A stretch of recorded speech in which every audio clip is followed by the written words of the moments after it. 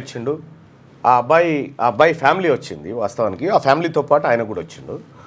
So జగన్ని ఎయిర్పోర్ట్లో కోడి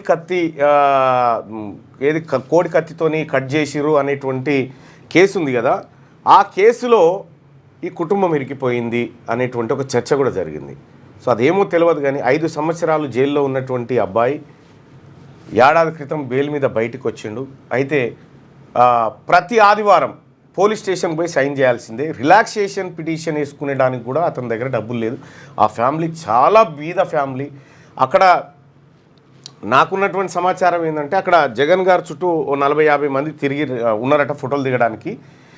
ఏదో ఐడి కార్డో లేకపోతే ఇట్లా పెట్టుకునేది ఏదో పిన్నో ఇట్లా పొయ్యి ఉంటుంది అనేటువంటి ఒక డౌట్ వచ్చింది.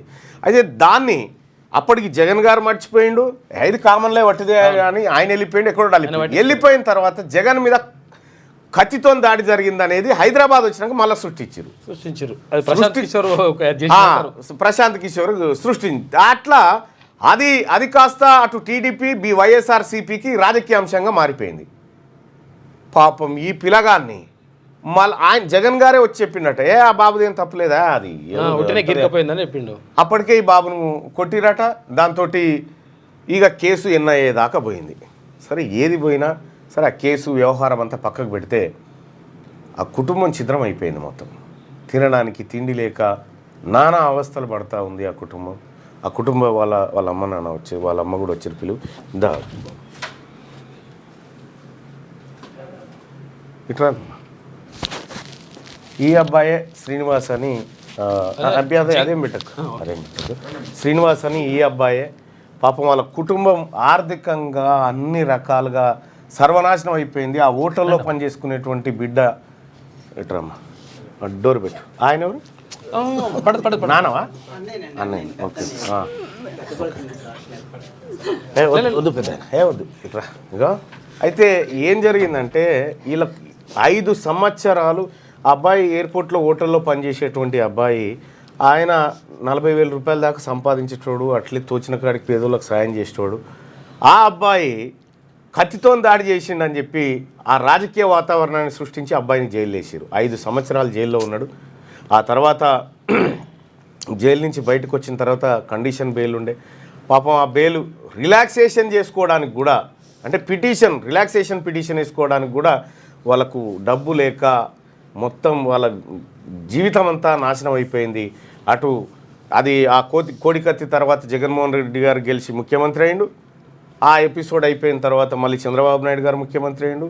బలైంది మాత్రం ఈ బాబు. గతంలో సత్యం బాబుది అదే పరిస్థితి. అంతకంటే ముందు ఆయేషా మీరా హత్య కేసులో సత్యం బాబుది అదే పరిస్థితి, ఈ బాబుది అదే పరిస్థితి.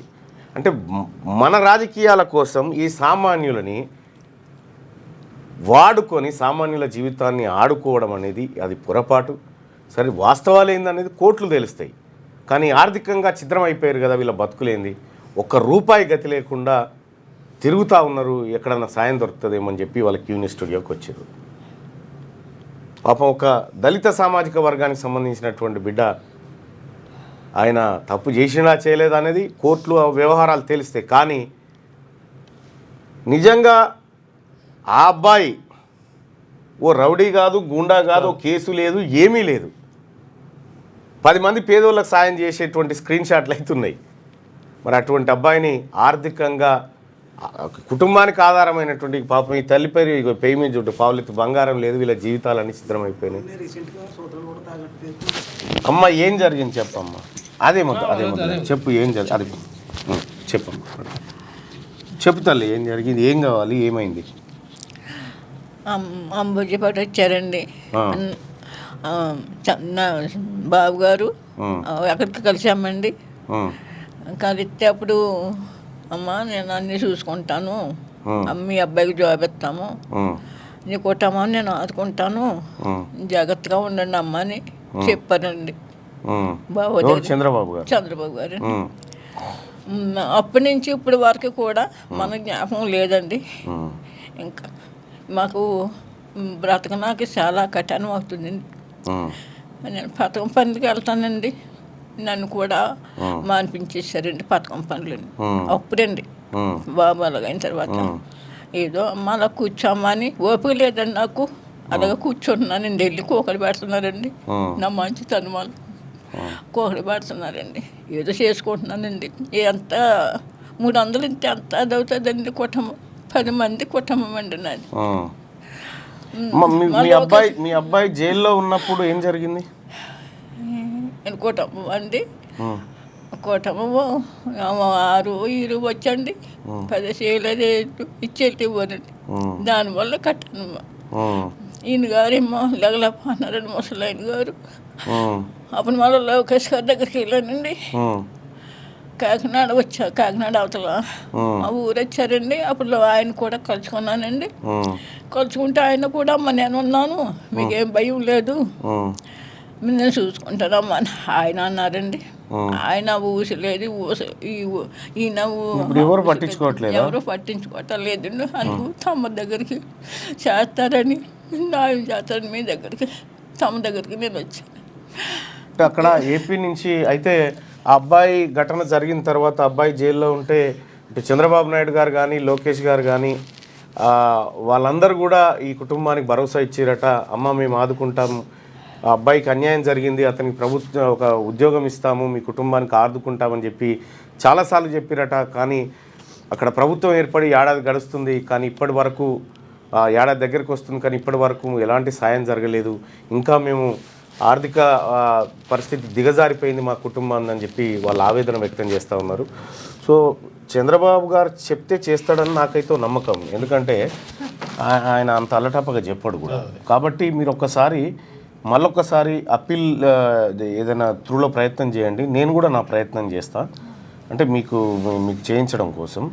రెండోది, ఇప్పుడు మీరు తాత్కాలికంగా చాలా ఇబ్బందుల్లో ఉన్నారు కాబట్టి మా తరఫున నేనైతే కొంత సాయం చేస్తా. కానీ పబ్లిక్ని కూడా రిక్వెస్ట్ చేద్దాం, ఒకసారి ఈ కుటుంబాన్ని ఆదుకోమని చెప్పి పబ్లిక్ని కూడా రిక్వెస్ట్ చేద్దాం. ఎవరిది ఫోన్పే గూగుల్ పే ఉంది? ఎవరిదన్నా ఉందా? ఎవరు నీదేనా? ఓకే, ఒకసారి రాయొచ్చా మరి? ఓకే, ఇటు రా, ఇక్కడ రా. నెంబర్ చెప్పండి. 93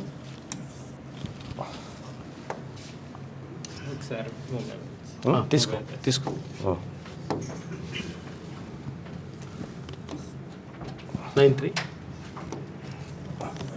సో దయచేసి ఎవరో రాజకీయాలకు వీళ్ళ కుటుంబాలు బలైపోయినటువంటి పరిస్థితి చాలా దేశవ్యాప్తంగా సంచలనం సృష్టించింది కేసు.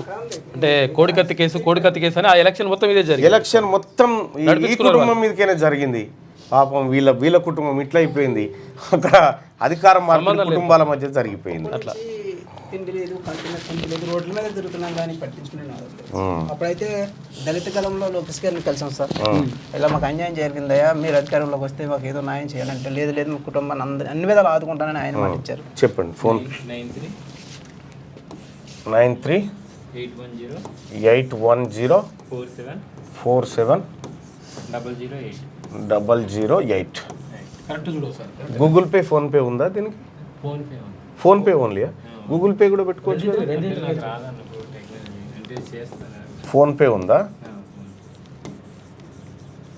ఫోన్పే ఉంది దీనికి. 9381047008. ఏం పేరు వస్తుంది? శ్రీనివాసరావు జానపల్లి. ఒక్క నిమిషం.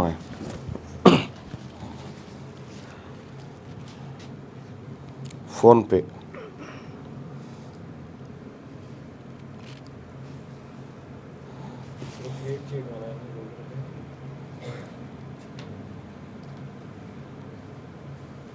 (93) 810 47 008. శ్రీనివాసరావు జానిపల్లి. శ్రీనివాసరావు జానిపల్లి అని వస్తుంది. దయచేసి ఎవరన్నా మీకు తోచిన సాయం చేయండి. ఏపీ నుంచి వచ్చినారు. ఏపీ నుంచి వచ్చినారు.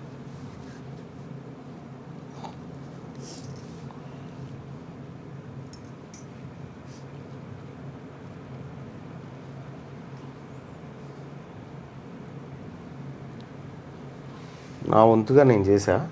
ఓకే, చూసావా? రైట్.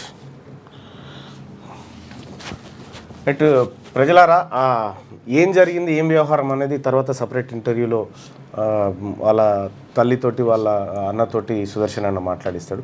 దయచేసి ఎవరన్నా ఏది మానవతా దృక్పథంతో కొంత సాయం చేయండి. 9381047008 నెంబరు. ఈయన పేరు శ్రీనివాసు. ఫోన్పే ఉంది. మొత్తం ఛిద్రమైపోయింది కుటుంబం. వాళ్ళకు ఏడవడానికి కూడా కన్నీళ్ళు లేవు కళ్ళల్లో, ఆ పరిస్థితి ఉంది. సరే, ఆ కేసుల వ్యవహారం ఎటుపెట్టినా వాస్తవానికి అక్కడ జరిగింది వేరే, ఇక్కడ ప్రచారం జరిగింది వేరే అనేది చాలామందికి తెలిసింది. So AP CM Chandrababu Naidu గారు అలాగే లోకేష్ గారు, మీరు ఆల్రెడీ వీళ్ళకి హామీ ఇచ్చినారు కాబట్టి ఆ హామీని నిలబెట్టుకోండి, ఈ కుటుంబానికి ఇచ్చినటువంటి హామీని. ఎందుకంటే ఒక నాయకుడు వస్తే తొంగి చూడడం తప్పైపోయింది. సో అట్లా ఉద్యోగం పోయింది, ఎయిర్పోర్ట్లో హోటల్లో పనిచేసే ఉద్యోగం పోయింది, అంతా పోయింది. సో ఇట్లా ఇది వీళ్ళ పరిస్థితి. దయచేసి ఆదుకోవాల్సిందిగా ఆ ప్రభుత్వాన్ని రిక్వెస్ట్ చేస్తూ ఉన్నా. రైట్, ఓకే, మీరు కూర్చోండి, చెప్తాను. కూర్చోండి, కూర్చోండి. క్యూ న్యూస్లో పనిచేయటకు వీడియో ఎడిటింగ్ మరియు SEOలో అనుభవం గల జూనియర్ ఎడిటర్స్ కావాలను. సంప్రదించవలసిన నెంబర్ 8688926084. లేటెస్ట్ న్యూస్ తెలుగు మరియు ఇంగ్లీష్ అప్డేట్స్ కోసం ఇప్పుడే క్యూ న్యూస్ అఫీషియల్ యాప్ని ప్లే స్టోర్ నుండి డౌన్లోడ్ చేసుకోండి. సరికొత్త సమాచారాల కోసం క్యూ న్యూస్ వెబ్సైట్ని ఫాలో అవ్వండి. ఛానల్లో ప్రాంతీయ, జాతీయ, అంతర్జాతీయ వార్తలు వీక్షించండి. లైక్ చేయండి,